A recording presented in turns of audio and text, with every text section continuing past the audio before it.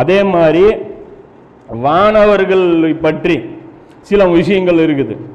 என்ன அப்படின்னா, ஜிப்ரீல் அலைஹிஸ்ஸலாம் அவங்கள வந்து நபி ஸல்லல்லாஹு அலைஹி வஸல்லம் சொல்கிறாங்க, இக்ரிமா ரலியல்லாஹு அன்ஹு அவங்க அறிவிக்கிறாங்க. இக்ரிமா யார்? அபூஜஹலுடைய பையன். அவர் வந்து அறிவிக்கிறார் பின்னாடி, அதாவது மக்கா வெற்றி டைமில் இவர் இஸ்லாத்துக்கு வர்றாரு. இவர் வந்து இக்ரிமா ரலியல்லாஹு அன்ஹு இவர் அறிவிக்கிறாரு, ஜிப்ரீல் தனது குதிரையுடன் வந்திருக்கிறார், அதன் தலையை பிடித்தவாறு சென்று கொண்டிருக்கிறார் அப்படின்னு சொல்லி நபி ஸல்லல்லாஹு அலைஹி வஸல்லம் சொல்கிறாங்க. இது முஸன்னஃப் இப்னு அபீ ஷைபா 37,822 ஹதீஸாக வருது. அதே மாதிரி அடுத்த ஹதீஸில் என்ன வருது அப்படின்னா, நீங்களும் அடையாளம் போட்டுக்கோங்க, ஏன்னா வானவர்களும் அடையாளம் விட்டுக்கிட்டு இறங்கி இருக்கிறாங்க அப்படின்னு சொல்லி நபி ஸல்லல்லாஹு அலைஹி வஸல்லம் சொல்கிறாங்க. இது 37,823 ஹதீஸாக அதே கிதாபில் வருது.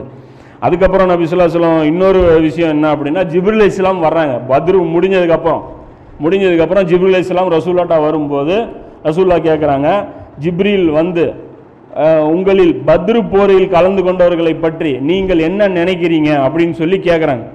அப்போ வந்துட்டு ரசூலுல்லாஹ் சொல்கிறாங்க, அவர்கள் வந்து முஸ்லீம்களில் சிறந்தவர்கள்.